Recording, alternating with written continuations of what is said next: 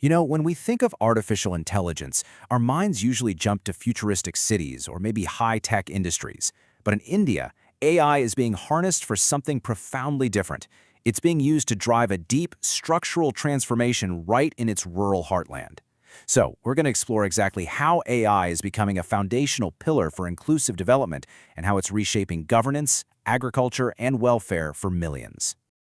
So what is AI at its core? Well, it's the ability of machines to think and learn, right? But what's absolutely crucial in the Indian context isn't just the tech itself, it's the framework for how it's used. Here, AI isn't just a tool for making money, it's being deployed as a public good. It's been specifically designed to promote equity, make government services better, and make sure the benefits of tech actually reach everybody. All right, so in this explainer, we're going to break this whole strategy down piece by piece. We'll kick things off with the high-level governance plan, then we'll dive into how it's actually being used in rural administration and key areas like farming and healthcare. We'll also look at the game-changing role of language technology, and then wrap it all up with the most important takeaways. Okay, first up, let's get into the foundational strategy. India's approach to AI isn't just a single policy. It's actually built on a really clever dual framework that balances a big vision for development with a serious commitment to doing it responsibly. Now this is where it gets really interesting, how these two pillars work together.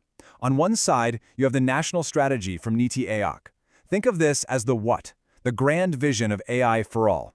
The focus here is all about augmenting human capabilities, supporting farmers and health workers, not replacing them. Then, on the other side, you've got the governance guidelines from MeitY. This is the how. It's the rulebook that makes sure AI is rolled out responsibly, with fairness, accountability, and transparency baked right into its DNA. So, how does this high-level strategy actually play out on the ground? Let's look at how AI is directly empowering the Panchayati Raj institutions. These are the village-level councils that are really the bedrock of local self-governance in India. Take a tool like Sabasar. This is a fantastic example of really targeted AI. What it does is it listens to recordings of a village assembly meeting, a Gram Sabha, and then automatically creates the official minutes. Now, that might sound simple, but it's actually revolutionary. It slashes manual work, it helps make sure the records are neutral, and because it works in 14 different Indian languages, it makes local government way more accessible and transparent. And building on that, you have eGram Swaraj. Now, this isn't just another tool. It's a whole digital platform. It brings every single critical function of a panchayat, planning, budgeting, accounting, monitoring, all of it onto one unified system. It's basically the digital backbone for a modern, decentralized government. And this number? Wow, this really shows you the sheer scale of this transformation. Over 253,000 gram panchayats are on this platform. We're not talking about a small pilot program here. This is a massive system-wide shift toward digital, transparent, and efficient local administration across the entire country. And to round out the administrative side, there's Gram Manchitra. This platform uses Geographic Information Systems, GIS, to help panchayats literally map out their assets and plan development projects visually. This allows for truly evidence-based decisions, making sure resources go exactly where they're needed most. Okay, so let's zoom out a bit now, beyond just governance. AI's impact is being felt across all the key sectors that really define rural life, from the farm fields to the local classrooms and the health clinics. In agriculture, for instance, AI is becoming a powerful decision support system. Just imagine a farmer getting instant, clear answers about government schemes from an AI chatbot like Kisani Mitra. Or picture a more complex system that pulls together satellite data, weather forecasts, and soil information to give real-time advice on pest control. The goal here is super direct and tangible: cut down risk, boost productivity, and ultimately make farmers' incomes more secure. Then in healthcare, you're seeing some brilliant state-level innovations. Check out the Suman Sakhi chatbot in Madhya Pradesh. It uses WhatsApp, a platform millions of people already use every day, to deliver vital info about maternal and newborn health. This is such a smart way to use accessible AI to close that critical last-mile gap in public health. And of course, you've got to think about the future. That's where the UVI program comes in. It's preparing the next generation. But it's not just teaching them abstract theories about AI, it's giving students the skills to use AI to solve real-world rural problems. This is how you build a sustainable pipeline of local innovators who actually understand the challenges on the ground.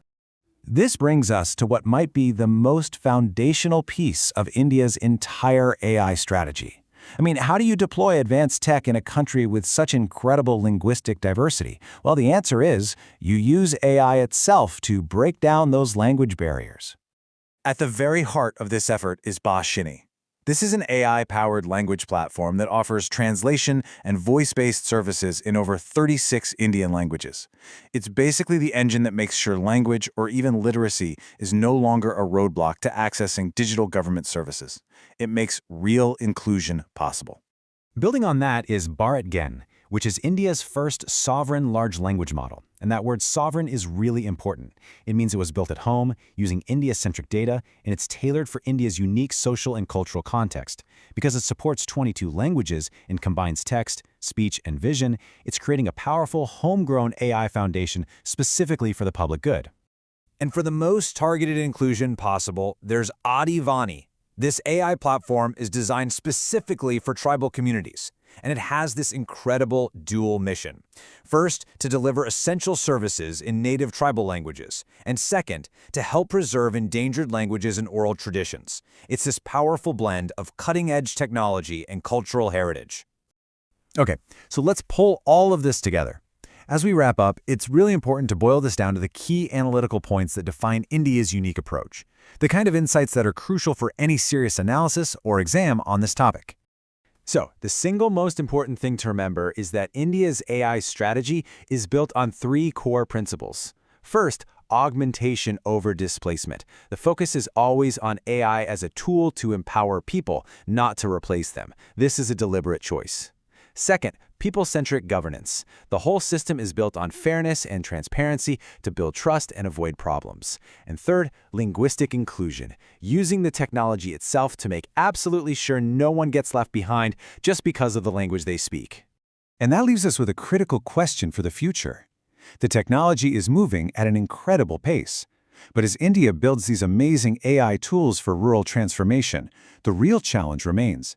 How can we make sure that last-mile adoption and digital literacy keep up so that the immense potential of this technology truly translates into universal, equitable impact on the ground?